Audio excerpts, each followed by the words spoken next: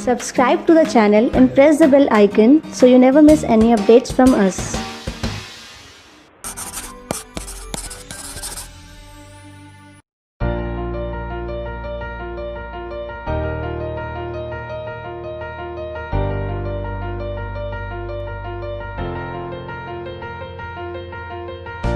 अगर कोई मेरे से पूछेगा आप किससे बने हो, तो मैं सिंपल बोल सकता हूँ, सर मैं इस सेल से बना हूँ।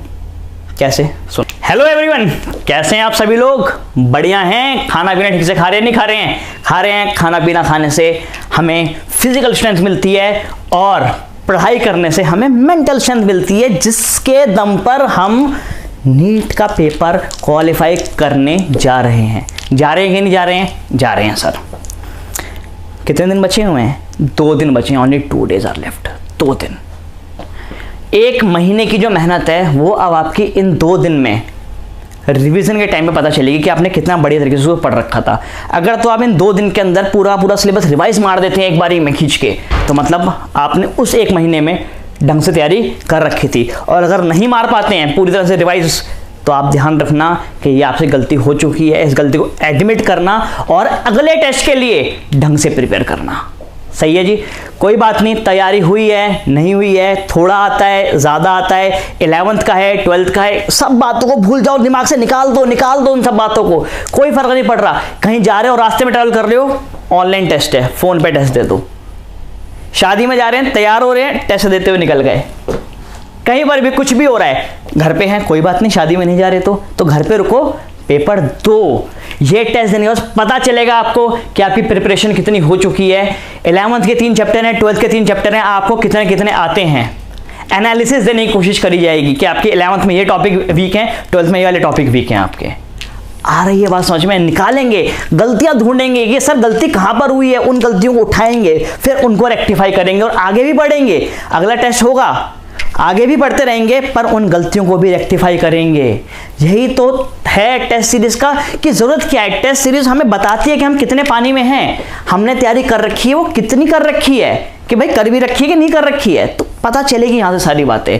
तो टेस्ट आपने देना है शनिवार को। टेस्ट है आपका 60 question will from biology, 30 from the chemistry and 30 from the physics. 2 hours का टेस्ट होगा आप लोगों का। ढंग से बस पढ़कर टेस्ट आप देंगे कि नहीं देंगे? देंगे सर, बिल्कुल देंगे, क्योंकि टेस्ट आप लोगों के लिए ही है। मेहनत से पेपर बनाया गया है, पेपर को बहुत ज़्यादा बैलेंस रखा गया है, इक्वल प्रोपोर्शन में रखा गया है, 11th 12th बैलेंस बना के रखा गया है। आप आए बार टेस्ट दें। सही है जी? चलें, तो आज की जो वीडियो है टेस्ट 1 की लास्ट वीडियो है जी। टेस्ट 1 की मतलब आज मैं आपको यहाँ पे जो सिलेबस है टेस्ट 1 का, उसको मैं आखिरी वीडियो डाल के करवा देता हूँ। आगे बढ़ते हैं। हम पढ़ रहे थे क्या? गैमेटोजेनेसिस। और गैमेटोजेनेसिस में हम स्पर्मेटोजेनेसिस ऑलरेडी पढ़ चुके हैं। आगे बढ़ते हैं और शुरू करते हैं कि हम oogenesis। क्या पढ़ते हैं? oogenesis। यार देखो, oogenesis पढ़ने से पहले हमें थोड़ा सा पता होना चाहिए किसके बारे में? ओवरी के बारे में। किसके बारे में? ओवरी। तो सर हमें पता है ओवरी के बारे में। ओवरी कौन सी कोई बहुत अलग चीज है? देखो सर, ये होती है ओवरी। सही है? कहाँ प्रेजेंट होती है सर? देखो, ovary is present in the pelvis region. Pelvic region present है यहाँ पर। अच्छा सर, ये क्या है? ये यूट्रस है। पता है ना आपको, ऐसा करके यूट्रस हम बनाते थे इसको। तो ये ovary is attached to the uterus by means of a ligament. एक लिगामेंट से अटैच्ड है, और इस लिगामेंट को मैं कहता हूँ ओवेरियन लिगामेंट या फिर मीजोवेरियम। क्या कहता हूँ मैं इसको? मीजोवेरियम। साथ में ये पेल्विक रीजन से भी अटैच्ड है by means of the some other ligaments, and they are known as broad ligaments. कौन से लिगामेंट्स? Broad ligaments. आसान है कि नहीं है? बस ये बात थी ओवरी के बारे में। कुछ और भी है? कुछ और भी है। चलो देखते हैं कि क्या और बात करनी है हमने ओवरी के बारे में। यार देखो, अगर मैं ओवरी को बनाऊं तो ovary is covered with a layer of cells known as germinal epithelium. क्या है ये? कौन से सेल्स है हमारे पास? जर्मिनल एपिथेलियम की एक लेयर से ये कवर्ड है। पक्की बात है? पक्की बात है। और अंदर जो पूरा का पूरा स्ट्रक्चर है उसको कहता हूं क्या मैं? स्ट्रोमा। क्या कहता हूं मैं इसको? स्ट्रोमा। भाई आ रही है बात समझ में? ओवरी के अंदर की बात कर रहा हूं, ये ओवरी है। ये पूरी मैंने ओवरी उठा के मैं यहां पर ले आया, और मैंने बताया कि जो ऊपर का आउटर कवरिंग है वो किसकी है? वो है जर्मिनल एपिथेलियम। और जो अंदर है हमारे पास क्या? स्ट्रोमा। कोई दिक्कत? चलो अब देखो, स्ट्रोमा को भी मैं 2 पार्ट में डिवाइड कर देता हूं। ऐसे बोल दिया मैंने, ठीक है? तो जो बाहर वाला पार्ट था, ये वाला पार्ट जो है मेरे पास, this is known as cortex. क्या कहलाता है? कॉर्टेक्स। और जो ये वाला पार्ट है, this is known as medulla. कोई दिक्कत? कितना तो आसान है यार, नहीं है क्या आसान? आसान है, बिल्कुल आसान है। तो ये हो गया हमारे पास कॉर्टेक्स और ये हो गया मेरे पास मेडुला। चलिए बढ़ते हैं थोड़ा सा आगे और देखते हैं कि सर ये मतलब फिर जो oogenesis से क्या लेना देना है, मतलब ओवम कैसे बनेगा ये बताओ ना। आप तो ओवरी बढ़ा रहे हो। हाँ तो ये बताने से पहले ये भी तो बताना पड़ेगा ना कि ये काम होगा कहाँ पर, तो ओवरी के अंदर होगा ये काम, ठीक है। अच्छा ओवरी यहाँ पे बिल्कुल मैंने कैसे बना दी है, सर्कुलर स्फेरिकल बना दी है, ऐसे नहीं है, ठीक है। Ovary looks like this, ovary कुछ हमारे पास ऐसी नजर आ रही है, पक्का। और ये कौन से सेल्स हैं, इसके ऊपर कौन सी लेयर है ये अभी बताइए, मैंने बताओ मेरे को नाम पढ़ के, कौन सी? जर्मिनल, हाँ एपिथेलियम। कौन सी है? This is the germinal epithelium layer. दिक्कत? अब सुनो इसमें क्या होने वाला है। ये जो जर्मिनल एपिथेलियम की लेयर है ना, इसमें से कुछ सेल्स बड़े हो जाएंगे, सर हम सामने आ रहे हैं, ये बड़े होके यहां पे इकट्ठे हो जाएंगे and they will start dividing by mitosis, divide करेंगे और कुछ ऐसे करके ये स्ट्रोमा के अंदर बढ़ना शुरू करेंगे। कॉर्टेक्स रीजन में प्रेजेंट होते हैं यहां पर ऐसे, ठीक है। सर क्या नाम है इनका? सेल्स किसके हैं? जर्मिनल एपिथेलियम के हैं, पर इनको कहता हूं क्या मैं? ऊगोनिया। क्या कहता हूं इनको मैं? ऊगोनिया या व्हाट? Germ cells. क्या है ये? यही है जर्म सेल्स, यही आगे डिवाइड करके क्या बनाने वाले हैं? ओवम बनाने वाले हैं। यही है कि हमारे पास जर्म सेल या फीमेल जर्म सेल्स, पक्की बात है। तो इन्होंने क्या बना लिया? इन्होंने एक लेयर बना ली, ठीक है। और यही इनमें से जो सेल्स हैं, यही सेल्स आगे चल के डिवाइड करेंगे और एग बनाएंगे या ओवम बनाएंगे। इसलिए मैं इसको कहता हूं क्या? Egg cord. क्या कहता हूं मैं इसको? Egg cord of Pfluger. कोई पूछ लेगा एग कॉर्ड ऑफ फ्लगर कहां पे पाई जाती है, तो आंसर क्या देंगे आप? It is present in the ovary. कहां पर होती है? ओवरी के अंदर होती है। अब सुने, ये ऐसे डिवाइड करते रहेंगे, माइटोसिस करेंगे, अपना नंबर बढ़ाएंगे, एंड ये चीज क्या होगी? जो कॉर्ड थी, now this will converted into a spherical structure, कुछ ऐसे करके इसमें कन्वर्ट हो जाएंगे ये, and now this will be known as egg nest. क्या कहलाएगा मेरे पास? ये एग नेस्ट, ठीक है। यही एग नेस्ट के सेल हैं जो डिवाइड करने के लिए आगे जाएंगे। इनमें से मान लो कि ये वाला सेल कह रहा है, ये वाला जो ऊगोनिया है, कह रहा है सर माइटोसिस तो बहुत हो लिया, अब मैं चाहता हूं मियोसिस करना। क्या चाहता हूं मैं? मियोसिस करना। मैंने तेरी ख्वाहिशी पूरी करेंगे, मियोसिस करवाएंगे तेरे से भी, ऐसी कोई बात नहीं है। तो मैंने कहा चल तू मियोसिस करनी शुरू कर। तो कह रहा ठीक है सर मैं मियोसिस करने के लिए जा रहा हूं। मैंने कहा पर अब मैं तेरा नाम बदल दूंगा भाई, देख पहले तेरा नाम था ऊगोनिया, अब मैं तेरा नाम चेंज करके कह दे रहा हूं तेरे को मैं oocyte। क्या कह दे रहा हूं मैं इसको? oocyte। तो इस पर्टिकुलर सेल को कह दिया कि मैंने प्राइमरी oocyte। क्या कह दिया? Primary oocyte। कोई दिक्कत है? तो इसने मियोसिस शुरू ही करी थी, ये आगे बढ़कर आया था मियोसिस करने के लिए, मियोसिस 1 कर रहा था ये, पर किसी कारणवश क्या हुआ, इसकी मियोसिस अपनी पूरी नहीं कर पाया। अच्छा मियोसिस पता है ना आपको, मियोसिस 1 में हमारे पास कितनी स्टेजेस होती हैं? 4 स्टेजेस होती हैं। कौन कौन सी? प्रोफेज 1, मेटाफेज 1, एनाफेज 1 और टेलोफेज 1। और प्रोफेज 1 काफी लंबा होता है इसका, उसमें भी स्टेजेस होती हैं, leptotene, zygotene, pachytene, diplotene, diakinesis. याद है आपको भी? ऐसी याद होनी चाहिए। कौन कौन सी? Leptotene, zygotene, pachytene, diplotene, diakinesis. तो इसने क्या करा, ये गया कहां पर? लेप्टोटिन में, ये गया जाइगोटिन में, गया पैकिटिन में, पर जैसे डिप्लोटिन में पहुंचा तो वहां पर मियोसिस अरेस्ट हो गए, रुक गई। इसने कहा अब आगे मियोसिस में और आगे नहीं कर सकता, तो यही के यही ऐसे करके रुका का रुका रह गया। मतलब कि क्रोमोसोम तो कंडेंस्ड फॉर्म में आ गए होंगे, ठीक है ना, रिकॉम्बिनेशन वगैरह हो चुका होगा, पर अब आगे के प्रोसेस आगे नहीं बढ़ा, ये यहीं का यहीं रुक गया। अब क्या होगा जी? अब कैसे काम होगा? अब सुने मेरी बात, इसके ऊपर कुछ सेल्स आए। क्या है? कुछ सेल्स आए, और वो सेल्स आकर इसके ऊपर क्या होगा? इकट्ठे हो गए। इसको कह दिया कि मैंने कौन से सेल्स? Granulosa cells. कौन से सेल्स? ग्रैनुलोसा सेल्स आए और आके इसके ऊपर क्या होगा? ऐसे करके इकट्ठे हो गए, कवरिंग बना ली, ठीक है ना। सुंदर लग रहा है देखने में, नहीं लग रहा? तो ये कहलाया गया कि हमारे पास what? This is known as primary follicle. क्या कहलाया गया? Primary follicle. So what is primary follicle? Primary follicle is a structure that bears the primary oocyte, जिसके अंदर प्राइमरी oocyte होती है। सर क्या ऐसा सिर्फ इसी सेल के साथ हुआ? नहीं, ऐसा बहुत सारे सेल के साथ हुआ, बहुत सारे सेल्स के साथ हुआ। बहुत सारे सेल्स ने मियोसिस शुरू करी, पर मियोसिस पूरी नहीं कर पाए, और किस फॉर्म में क्या कन्वर्ट हो गए? वो प्राइमरी फॉलिकल में कन्वर्ट हो गए, बहुत सारे। ठीक है सर। सर ये काम कब हो रहा है भाई? oogenesis है, हाँ या ना? जैसे स्पर्मेटोजेनेसिस कब स्टार्ट होती है? प्यूबर्टी पे। कब स्टार्ट होती है? प्यूबर्टी पे। तो वैसे oogenesis भी कभी स्टार्ट होती होगी? प्यूबर्टी पे स्टार्ट होती होगी, हाँ या ना? नहीं, बिल्कुल भी नहीं। ये जो यहां पर काम हुआ है ये प्यूबर्टी पे नहीं हुआ। ये पता कब हुआ है? ये तब हुआ है, ये जो फीमेल है ये जब अपनी मदर की वॉर्म में थी, एम्ब्रियोनिक स्टेज पे थी, तब उसके अंदर ये प्रोसेस हो रहा था। सर दोबारा बोलना, क्या क्या क्या बोल रहे हो? मैं आपसे ये कह रहा हूं कि ये जो ओवरी है, क्या है, से दिस इज द ओवरी, जिस ओवरी की बात कर रहा हूं, इसके अंदर फॉलिकल बने हुए पड़े हुए हैं, ठीक है ना। ये जो ओवरी है, this ovary is present, obvious बात है किसी फीमेल में प्रेजेंट होगी, ठीक है ना। दिस इज अ फीमेल, और ये जो फीमेल है, ये फीमेल अभी खुद अपनी मदर के वॉर्म में है, मतलब एम्ब्रियोनिक स्टेज पे है, और वहां पर ये काम हो रहा है। मेल्स में क्या होता है? मेल्स में स्पर्मेटोजेनेसिस कब स्टार्ट होती है? मेल्स में स्पर्मेटोजेनेसिस स्टार्ट होती है प्यूबर्टी के टाइम पर।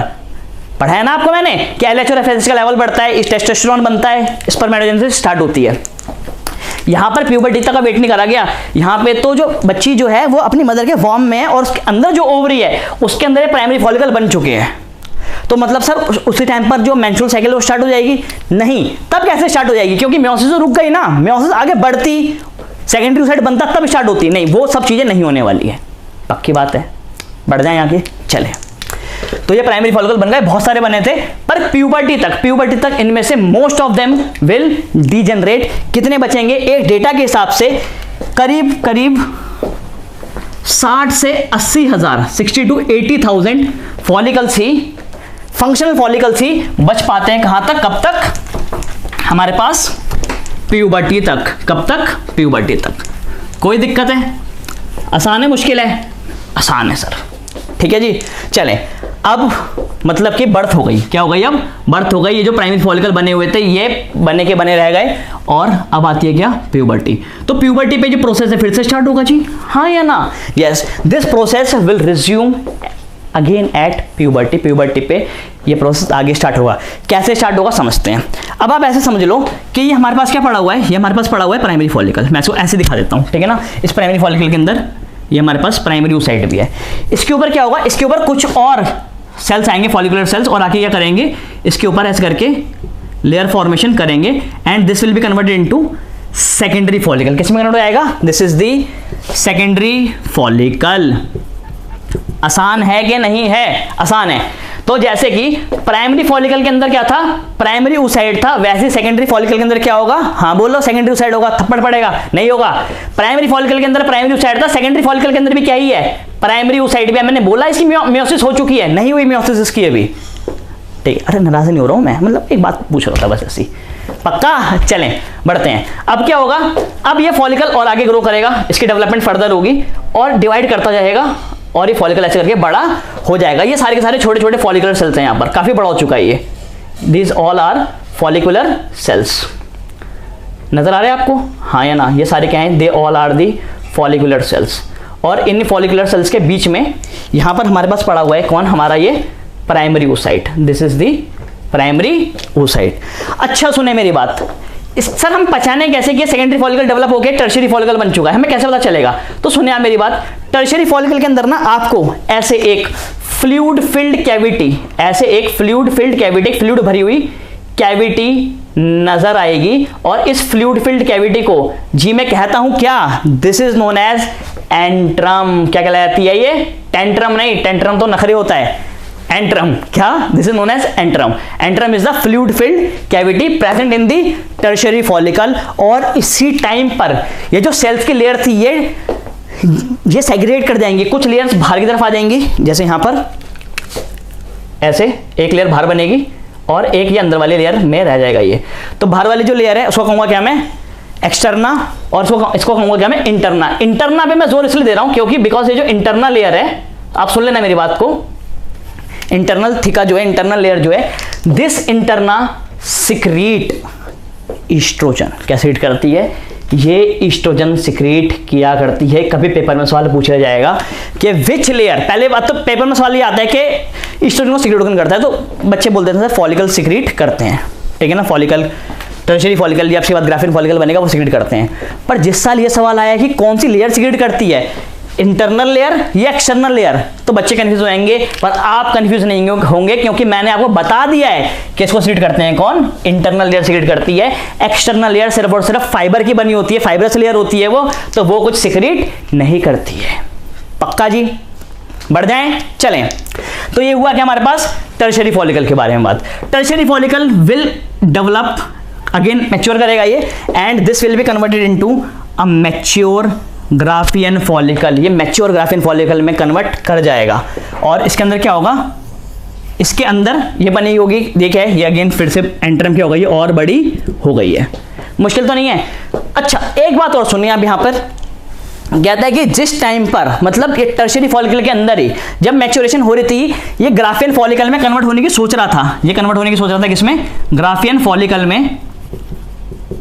उसी बीच चुपके से प्राइमरी oocyte कह रहा है सर मेरी ना मियोसिस बची पड़ी है, ये तो करवा दो। मैंने कहा भाई कर ले, अभी कोई ध्यान नहीं दे रहा, टर्शियरी फॉलिकल ग्राफियन फॉलिकल में कन्वर्ट होने की सोच रहा है। तो इसी टाइम पर क्या होगा, इसी टाइम पर जो हमारे पास कौन है, प्राइमरी oocyte, कौन है, प्राइमरी oocyte, जो डिप्लोटिन स्टेज में रुक गया था, वो यहां पर क्या करेगा, वो यहां पर अपनी मियोसिस 1 पूरी करेगा, और मियोसिस 1 पूरी करने के बाद डिवाइड कर जाएगा 2 सेल्स में, इतने बड़े में तो नहीं, इसी का साइज का ही ऑलमोस्ट ये, और एक छोटे सेल में अनइक्वल डिवीजन होगी। ध्यान रखना, ये एक ऐसी मियोसिस है जहां पर डिवीजन इक्वल नहीं है, ये अनइक्वल डिवीजन है सेल की, और यहां पर 2 सेल बनकर आएंगे। This will be known as secondary oocyte। क्या कहलाएगा ये, सेकेंडरी oocyte। और ये जो है छोटे वाला, इसको कहता हूं क्या मैं, छोटी सी टाइनी बॉडी या टाइनी पोलर बॉडी। ये फर्स्ट पोलर बॉडी है जो बनी है। सर क्या सेकेंडरी बनेगी, बनाएंगे वो भी बनाएंगे, अभी कोई दिक्कत तो नहीं है। तो यहां पर अगर मैं आपको ये दिखा रहा हूं कि इसके अंदर यहां पर ये मेरे पास पड़ा हुआ है ये सेल, तो ये कौन सा है मुझे बता दो, क्या ये प्राइमरी oocyte है? नहीं, ये प्राइमरी oocyte नहीं है। प्राइमरी oocyte डिवाइड कर चुका है और किसमें आ चुका है, ये बन चुका है हमारे पास सेकेंडरी oocyte। तो this is the secondary oocyte। कोई दिक्कत यहां तक समझ आ गया डिवीजन कैसे होती है? बच्चे बड़े कंफ्यूज रहते थे, sir primary follicle, secondary follicle, tertiary follicle, Graafian follicle, primary oocyte, secondary oocyte। तो ध्यान रखना, प्राइमरी oocyte डिवाइड करी सेकेंडरी oocyte में, टर्शियरी फॉलिकल के अंदर डिवीजन हुआ, टर्शियरी फॉलिकल कन्वर्ट हो गया किसमें, ग्राफियन फॉलिकल में। कोई दिक्कत जी? पक्का है? अब आगे क्या होने वाला है, अब आप सुने यहां पर, अब बॉडी के अंदर, मतलब आपने सुना होगा मेंस्ट्रुअल साइकिल जो होती है वो 28 डेज की होती है। तो ये प्रोसेस होते होते ना 14th डे आ गया है। कौन सा दिन आ गया है, 14th डे आ चुका है। मतलब 13 से 15 दिन की अगर मैं बात करूं तो मैं एक एवरेज ही मान लेता हूं किसकी, 14th डे की। 14th डे स्टार्ट हो चुका है, और 14th डे पे आप जानते हैं क्या होता है, 14th डे पे बॉडी के अंदर LH का लेवल बढ़ता है। किसका लेवल बढ़ता है, LH का लेवल बढ़ता है। तो कहता हूं क्या मैं, LH सर्ज। क्या कहता हूं, LH सर्ज। तो LH आएगा, LH आके इसको स्टिमुलेट करेगा, बोलेगा कि भाई यहां से अब ओव्यूलेशन तुम करवा दो। तो ये यहां से टूटेगी, यहां से इसकी बॉल रप्चर करेगी, और यहां से कौन रिलीज कर जाएगा, यहां से ये बाहर निकल जाएगा, इसकी रिलीज होगी। The process of release of secondary oocyte, release का प्रोसेस किसका, सेकेंडरी oocyte के रिलीज का process is known as ovulation. क्या सर, सेकेंडरी oocyte के रिलीज का प्रोसेस? हम तो पढ़ते थे ovulation is the process of release of ovum, यहां तो हमने सेकेंडरी oocyte को रिलीज करवा दिया। सुन लेना मेरी बात को, सेकेंडरी oocyte ही रिलीज होता है, ओवम कभी भी रिलीज नहीं होता, सेकेंडरी oocyte ही रिलीज होगा। अरे ओवम तो अभी बना तक नहीं है, ओवम कहां बना है अभी, ओवम तो बनेगा जब मियोसिस 2 होगी। सेकेंडरी oocyte डिवाइड करेगा फिर से, वो बात की बात है, वो तब करेगा जब स्पर्म आगे इस पे टच करेगा, जब स्पर्म पेनिट्रेट करने की कोशिश करेगा, तब वो प्रोसेस होगा एम्पुलरी रीजन में।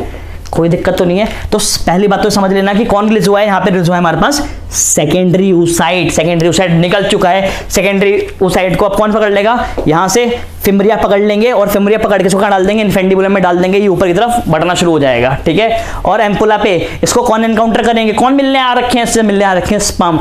जैसे फर्टिलाइजेशन शुरू, जैसे इसको आगे टच करेंगे तो वैसे डिवाइड यहां से कर जाएगा। तो when sperm fertilize, at the time of fertilization क्या होगा, यहां पे जो सेकेंडरी oocyte है, this secondary oocyte will again divide and complete its meiosis 2, that will result in the formation of what,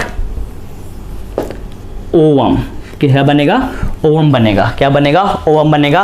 और बनकर आएगी एक और पोलर बॉडी, जो कहता हूं क्या मैं, सेकेंड पोलर बॉडी।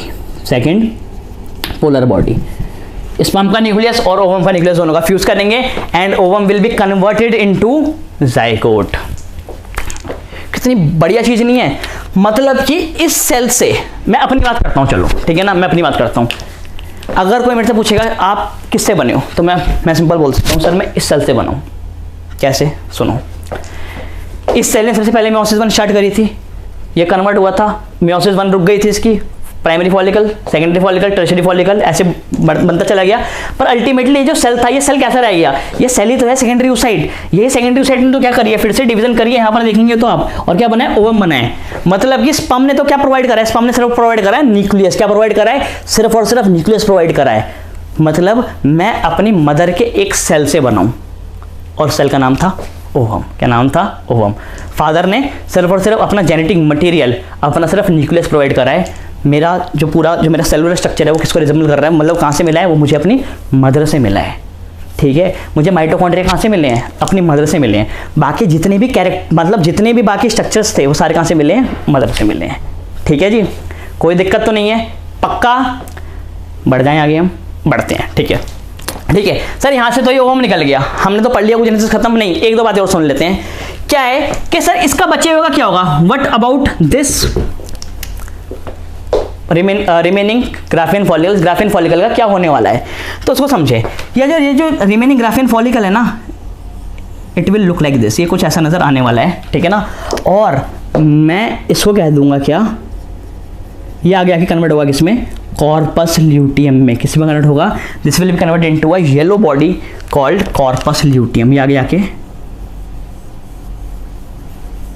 ऐसे स्ट्रक्चर में कन्वर्ट हो जाएगा and this is known as corpus luteum. क्या कहलाएगा ये कहलाएगा, ये बन जाएगा मेरे पास क्या, कॉर्पस ल्यूटियम। मैं इसको मार्क करता हूँ, this is the corpus luteum. Sir क्या काम क्या है कॉर्पस ल्यूटियम का, this corpus luteum will secrete a hormone known as progesterone. क्या करेगा ये, प्रोजेस्टेरॉन सिक्रीट करेगा, और ये progesterone this is very much important for the maintenance of endometrial lining of the uterus. Uterus के एंडोमीट्रियम को ये मेंटेन करके रखता है, जिससे कि जब ओवम फर्टिलाइज होगा, स्पर्म एंटर करेगा, जाइगोट बनेगा, जाइगोट से एम्ब्रियो बनेगा, तो जो एम्ब्रियो की स्टेज होगी, ट्रोफोब्लास्ट की जो स्टेज होगी, वो जाके एंडोमीट्रियम में इंप्लांट हो पाए। इसीलिए ये प्रोजेस्टेरॉन यहाँ से सिक्रीट करता रहेगा ताकि इंप्लांटेशन ठीक से हो जाए।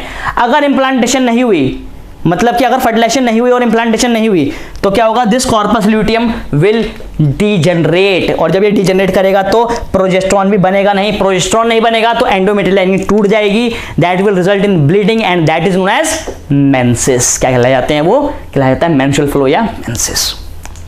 पक्का जी, समझ आ रही है मेरी, कुछ कुछ बातें समझ आ रही हैं, आ रही है। ठीक है जी, कोई दिक्कत। अब सुनो, अगर मान लो कि फर्टिलाइजेशन नहीं हुई तो क्या होगा, this corpus luteum will convert into another structure. मैं इसको ऐसे बना देता हूं, and this will be known as corpus albicans. क्या कहलाएगा ये, corpus albicans, and further this will be degenerate. ये बिल्कुल पूर्ण रूप से क्या कर जाएगा, डीजनरेट कर जाएगा, और फिर एक नई, फिर से दोबारा से मेंस्ट्रुअल साइकिल स्टार्ट हो जाएगी। मैंने टेक्निकली आपको सिर्फ और सिर्फ क्या पढ़ाया है, oogenesis पढ़ाया। क्या पढ़ाया है, oogenesis के प्रोसेस ये ऐसे चलता है। ठीक है जी, पर आप सुन ले मेरी बात, मैंने कुछ कुछ बातें आपको मेंस्ट्रुअल साइकिल की बता दी हैं, पेपर में सवाल आ सकता है, वहां से पढ़ लेना, उसको भी इंपॉर्टेंट है। मैं ये बिल्कुल नहीं कह रहा कि मैंने जो आपको पढ़ाया है सिर्फ मैं सवाल उसमें से पूछूंगा, मैं सवाल कहीं से पूछ सकता हूँ। 3 चैप्टर 11th के और 3 चैप्टर 12th के हैं, ढंग से पढ़कर आना भाई, पेपर देने के लिए ढंग से पढ़कर।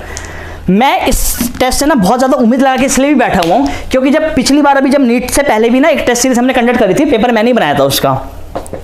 मुझे उम्मीद नहीं थी कि इतने बच्चे पेपर देंगे, मैं सच बता रहा हूँ आपको। मुझे लगा कि थोड़े से बच्चे आएंगे, टेस्ट देंगे और चले जाएंगे, और सच बताऊँ जिस सॉफ्टवेयर में हम टेस्ट ले रहे थे वो सॉफ्टवेयर क्रैश कर गया था, इतने बच्चों ने टेस्ट दिया था। तो इसलिए अब की बार मैंने पेपर पे और मेहनत करी है, पेपर मैंने और बढ़िया बनाया है। आप आए, पेपर दें और अपनी तैयारी करें। 3 चैप्टर 11th, 3 चैप्टर 12th, मैं मिला के बोल देता हूं, इन 3 चैप्टर से नीट कम से कम नहीं तो 16 सवाल पूछेगा।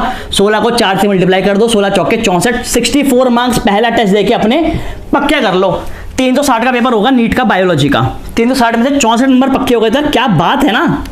बाकी 5 टेस्ट भी तो हैं, 360 में से 360 पक्के करवा के भेजूंगा, तभी बोल रहा हूँ कि 650 नंबर आएंगे आपके नीट में। दिल्ली मिलेगा आपको, नहीं चाहिए दिल्ली, सबको चाहिए होता है दिल्ली, ऐसा नहीं है। क्या पता एम्स निकल जाए, क्या पता का क्या मतलब है? एम से निकलेगा सर, कैसी बात कर रहे हो आप? निकलेगा भाई निकलेगा, पढ़ा रहे हैं निकलेगा, पक्की बात है। आप पढ़ते रहें, हम पढ़ाते रहेंगे। मिलते हैं सैटरडे को टेस्ट में। चलिए।